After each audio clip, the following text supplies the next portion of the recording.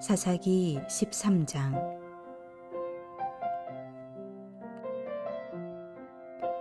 이스라엘 자손이 다시 여호와의 목전에 악을 행하였으므로 여호와께서 그들을 40년 동안 블레셋 사람의 손에 넘겨주시니라. 소라 땅의 단 지파의 가족 중에 마노아라 이름하는 자가 있더라. 그의 아내가 임신하지 못함으로 출산하지 못하더니 여호와의 사자가 그 여인에게 나타나서 그에게 이르시되, 보라, 내가 본래 임신하지 못함으로 출산하지 못하였으나 이제 임신하여 아들을 낳으리니 그러므로 너는 삼가 포도주와 독주를 마시지 말며 어떤 부정한 것도 먹지 말지니라. 보라, 내가 임신하여 아들을 낳으리니 그의 머리 위에 삭도를 대지 말라. 이 아이는 태에서 나옴으로부터 하나님께 바쳐진 나실인이 됨이라. 그가 블레셋 사람의 손에서 이스라엘을 구원하기 시작하리라 하시니, 이에 그 여인이 가서 그의 남편에게 말하여 이르되, 하나님의 사람이 내게 오셨는데 그의 모습이 하나님의 사자의 용모 같아서 심히 두려움으로 어디서부터 왔는지를 내가 묻지 못하였고, 그도 자기 이름을 내게 이르지 아니하였으며, 그가 내게 이르기를, 보라, 내가 임신하여 아들을 낳으리니 이제 포도주와 독주를 마시지 말며 어떤 부정한 것도 먹지 말라. 이 아이는 태에서부터 그가 죽는 날까지 하나님께 바쳐진 나실인이 됨이라 하더이다 하니라. 마노아가 여호와께 기도하여 이르되, 주여 구하옵나니 주께서 보내셨던 하나님의 사람을 우리에게 다시 오게 하사 우리가 그 낳을 아이에게 어떻게 행할지를 우리에게 가르치게 하소서 하니, 하나님이 마노아의 목소리를 들으시니라. 여인이 밭에 앉았을 때에 하나님의 사자가 다시 그에게 임하였으나 그의 남편 마노아는 함께 있지 아니한지라. 여인이 급히 달려가서 그의 남편에게 알리어 이르되, 보소서, 전일에 내게 오셨던 그 사람이 내게 나타났나이다 하매, 마노아가 일어나 아내를 따라가서 그 사람에게 이르러 그에게 묻되, 당신이 이 여인에게 말씀하신 그 사람이니이까 하니, 이르되 내가 그로다 하니라. 마노아가 이르되, 이제 당신의 말씀대로 되기를 원하나이다. 이 아이를 어떻게 기르며 우리가 그에게 어떻게 행하리이까? 여호와의 사자가 마노아에게 이르되, 내가 여인에게 말한 것들을 그가 다 삼가서 포도나무의 소산을 먹지 말며 포도주와 독주를 마시지 말며 어떤 부정한 것도 먹지 말고 내가 그에게 명령한 것을 다 지킬 것이니라 하니라. 마노아가 여호와의 사자에게 말하되, 구하옵나니 당신은 우리에게 머물러서 우리가 당신을 위하여 염소 새끼 하나를 준비하게 하소서 하니, 여호와의 사자가 마노아에게 이르되, 내가 비록 나를 머물게 하나 내가 내 음식을 먹지 아니하리라. 번제를 준비하려거든 마땅히 여호와께 드릴지니라 하니, 이는 그가 여호와의 사자인 줄을 마노아가 알지 못함이었더라. 마노아가 또 여호와의 사자에게 말하되, 당신의 이름이 무엇이니이까? 당신의 말씀이 이루어질 때에 우리가 당신을 존귀히 여기리이다 하니, 여호와의 사자가 그에게 이르되, 어찌하여 내 이름을 묻느냐? 내 이름은 기묘자라 하니라. 이에 마노아가 염소 새끼와 소재물을 가져다가 바위 위에서 여호와께 드리매 이적이 일어난지라. 마노아와 그의 아내가 본즉 불꽃이 제단에서부터 하늘로 올라가는 동시에 여호와의 사자가 제단 불꽃에 휩싸여 올라간지라. 마노아와 그의 아내가 그것을 보고 그들의 얼굴을 땅에 대고 엎드리니라. 여호와의 사자가 마노아와 그의 아내에게 다시 나타나지 아니하니 마노아가 그제야 그가 여호와의 사자인 줄 알고 그의 아내에게 이르되, 우리가 하나님을 보았으니 반드시 죽으리로다 하니, 그의 아내가 그에게 이르되, 여호와께서 우리를 죽이려 하셨더라면 우리 손에서 번제와 소제를 받지 아니하셨을 것이요 이 모든 일을 보이지 아니하셨을 것이며 이제 이런 말씀도 우리에게 이르지 아니하셨으리이다 하였더라. 그 여인이 아들을 낳음에 그의 이름을 삼손이라 하니라. 그 아이가 자라매 여호와께서 그에게 복을 주시더니 소라와 에스다올 사이 마하네단에서 여호와의 영이 그를 움직이기 시작하셨더라.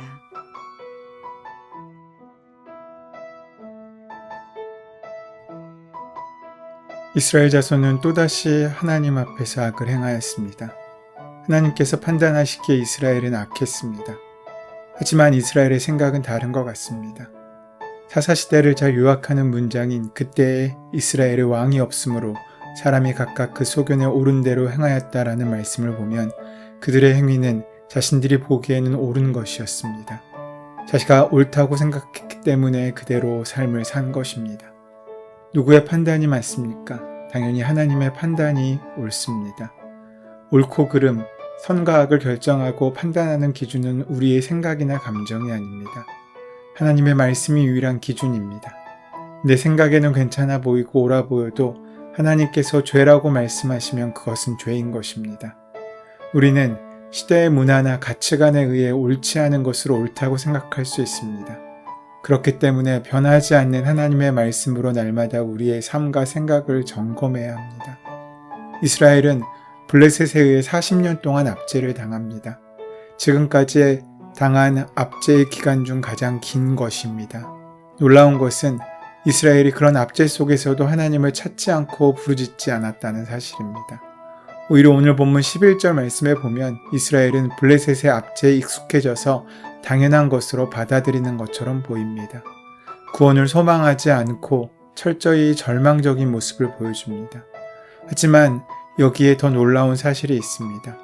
비록 이스라엘은 블레셋의 압제에 순응하며 하나님을 찾지 않았지만 하나님께서는 이스라엘을 그대로 버려두지 않으셨다는 것입니다. 그래서 그런 그들을 위하여 사사를 보내십니다. 그 유명한 삼손입니다. 드디어 삼손이란 이름이 등장합니다. 사사 가운데 가장 유명한 사사라고 해도 과언이 아닙니다. 그리스도인이 아니어도 그 이름을 알고 있을 만큼 그 이야기는 유명합니다. 13장부터 16장까지의 말씀은 사사 삼손의 이야기입니다. 삼손은 사사기에 등장하는 12번째 사사이자 마지막 사사입니다. 그의 활동 시기 20년은 블레셋이 통치하던 시기이고 또한 엘리가 제사장으로 있던 시기였을 것이며 어린 사무엘이 엘리 밑에서 자라고 있던 시기였을 것입니다. 오늘 등장하는 삼손은 그 마지막 시대를 장식하고 있는 사사입니다. 마지막 사사라는 사실을 기억해 볼 때 눈에 띄는 구절이 있습니다. 1절 말씀에 우리가 너무 자주 보고 있는 패턴의 말씀이지만 이스라엘이 또다시 하나님 보시기에 악한 삶을 선택했다는 것입니다. 우리는 이미 기억하고 있습니다. 사사기의 악순환을 말입니다. 이스라엘이 범죄하고 고난이 찾아오고 하나님께 부르짖고 사사를 통해 구원이 이르는 패턴이 끝없이 반복됩니다. 삼손이 등장하기 전에도 이 반복은 계속되었습니다. 그런데 이번엔 뭔가 다른 게 있습니다. 이스라엘이 주님 보시기에 악한 일을 했다고 합니다. 주님을 버리고 다른 우상 숭배를 시작한 것입니다. 그래서 그들에겐 고난이 찾아옵니다. 블레셋에 의해 지배와 억압을 받게 된 것입니다. 그리고 2절은 바로 삼손의 출생에 관한 이야기로 넘어갑니다. 너무 반복된 이야기라서 그 장면이 빠진 것일 수도 있겠지만 이스라엘이 고통에 부르짖었다는 말이 우리의 눈에는 보이지 않습니다. 괜한 트집처럼 보일지도 모르겠지만 그런 눈으로 성경을 보니 블레셋의 지배 기간이 그렇게 길어야 했던 이유가 어디에 있는지 우리는 알 수 있습니다.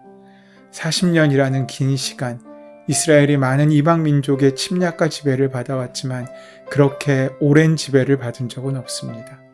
지금껏 읽은 사사기에서 가장 오랜 외세의 지배는 드보라가 등장하기 전 20년이었습니다. 그런데도 부르짖음에 대한 기록이 없습니다. 문제는 이 40년 동안 고난과 억압을 받는데 부르짖을 생각을 못했다는 것입니다. 반복되다 보니 익숙해진 것 아니겠습니까? 가진 고난이 이제 삶이 되어버린 것 아니겠습니까? 아무리 작은 것이라도 죄는 버려야 합니다. 그것을 묻어두고 방치하면 우리는 어느샌가 그 죄에 익숙해져 버리고 죄가 우리 삶 가운데 당연해진 결과로 나타납니다. 오늘도 여전히 나의 잘못된 모습이 찾아올지도 모릅니다. 똑같이 기도를 계속하기에 민망할 정도로 반복되는 그 죄 가운데 하나님 볼 염치가 없을 수도 있습니다. 그래도 죄는 회개해야 합니다. 익숙해지지 않으려면 그 죄는 반드시 다시 한번 하나님 앞에 맡겨져야 합니다. 그 죄가 나의 인격이 되지 않기 위해서 말입니다. 버리고 날마다 또 버려야 합니다. 잘못은 잘못이라고 인정하며 살아야 합니다. 반대로 은혜는 은혜로 인정하며 살아야 합니다. 의외로 우리 가운데 내가 그럴 수도 있지, 이렇게 잘못은 쉽게 인정하고 익숙해지면서 은혜는 찾아볼 생각조차 하지 않고 점점 그 죄에 길들여지는 사람들이 많습니다. 입다에서 입산, 엘론, 압돈에 이르기까지 31년 동안 평안을 유지했던 이스라엘 백성은 하나님 앞에 다시 범죄하였고, 그래서 블레셋 사람들에게 40년이나 고생합니다. 하지만 안타깝게 하나님께 부르짖는 사람이 없었습니다. 이것은 이스라엘에게 더 절망적이고 비참한 모습을 보여줍니다. 그러나 하나님은 구하지도 않고 부르짖지도 않은 이들을 찾아오십니다. 삼손의 이야기는 그의 아버지 마노아의 불임인 아내의 이야기로 시작됩니다. 이 불임은 단지 한 여인의 고통이라기보다는 생명을 낳을 수 없는 그 시대가 가진 절망과 처절함을 상징적으로 암시하고 있음을 우리는 볼 수 있습니다. 마노아의 가정은 이스라엘의 모습을 반영하는데 하나님께서 이스라엘을 안식의 땅으로 인도하셨지만 이스라엘은 하나님께 악을 행하여 대적에게 압제와 고통을 받게 된 것입니다. 마노아와 그 아내도 불임의 문제를 가지고 하나님께 나아가지 않았지만 여호와의 사자가 그 가정을 찾아왔습니다. 여호와의 사자는 마노아의 집의 불임 문제를 해결할 뿐만 아니라 이스라엘의 구원을 위해 찾아온 것입니다. 언제나 그렇게 생명을 잉태할 수 없는 불임은 하나님의 창조사역의 무대가 되는 것 같습니다. 먼저 여호와의 사자는 여인에게 나타납니다. 그리고 약속합니다. 아들을 낳을 것이고 그 아들이 나실인이 될 것이며 이 아들이 블레셋에서 이스라엘을 구원할 것이라는 약속 말입니다. 여호와의 사자의 말씀 중 주목할 것은 아이를 낳기까지는 어머니도 나실인으로 살아야 한다는 것입니다. 여호와의 사자는 마노아의 아내가 잉태하여 아들을 낳을 것이라고 말하면서 포도주와 독주를 삼가고 부정한 것을 먹지 말라고 명령합니다. 그리고 아들을 낳으면 그 머리에 삭도를 대지 말라고 합니다. 이것은 나실인이 지켜야 할 규례입니다. 이제 태어날 아들은 모태에서부터 하나님께 바쳐진 나실인이 될 것이기 때문입니다. 나실인은 하나님을 위해 구별된 사람, 즉 하나님께 헌신된 사람을 의미합니다. 보통은 자원하여 나실인 서약을 하고 정한 기간 동안 나실인의 규정을 지키지만 삼손의 경우는 태어날 때부터 죽을 때까지 그가 원해서가 아니라 하나님의 뜻을 따라 나실인으로 살아야 했습니다. 그의 일생은 하나님을 위해 거룩하게 바쳐져야 했습니다. 하나님께서 그를 통해 이스라엘을 구원을 시작하실 것이기 때문입니다. 삼손은 블레셋의 손에서 이스라엘을 구원하기 시작하지만 완전히 구원시키진 못합니다. 그래서 이스라엘은 삼손이 사사로 있을 동안에도 여전히 블레셋의 압제하에 있어야 했습니다. 블레셋으로부터의 완전한 구원은 다윗 때에 이루어집니다. 남편인 마노아는 이 소식을 듣고 다시 그 하나님의 사람을 자기에게 보내주기를 구했습니다. 아내의 나실인 서약은 남편의 동의가 있어야 하기 때문이고 낳게 될 아들에게 어떻게 해야 할지를 알기 원했기 때문입니다. 하나님께서는 이러한 마노아의 기도를 들어주시고 하나님의 마음을 전하십니다. 결국 그 부부는 아들 삼손을 낳았고 하나님께서는 그 아이에게 복을 주셨고 여호와의 신이 그를 움직이기 시작했습니다. 때로는 하나님께 부르짖을 힘조차 없을 만큼 비참하고 힘든 상황이 올 수 있습니다. 그러나 그때에도 하나님께서는 당신의 백성을 찾아오셔서 구원의 은혜와 자비를 베푸시기에 기뻐하시는 하나님이십니다. 오늘 우리가 주님을 찾기에 너무나 힘들고 어려운 삶의 환경에 있다고 할지라도 절망하지 않을 까닭이 여기 있습니다. 그렇게 우리를 찾아오시는 주님을 구하며 기다리고 열매 맺는 귀한 삶을 살아가는 복된 하루가 되시기를 소원하고 축원합니다. 우리가 주님을 찾을 수 없을 그때에도 우리를 찾아와 주시는 주님의 사랑에 힘입어 오늘 하루 은혜의 삶을 동행하는 삶을 살아갈 수 있도록 역사하시고 인도하여 주시옵소서. 우리 주 예수 그리스도의 이름으로 기도드립니다. 아멘. 이제 오늘 허락하신 말씀이 나에게 주시는 말씀으로 온전히 만나지기 위하여 함께 말씀을 깊이 묵상하시며 기도하는 시간 가지도록 하겠습니다. 함께 기도합니다.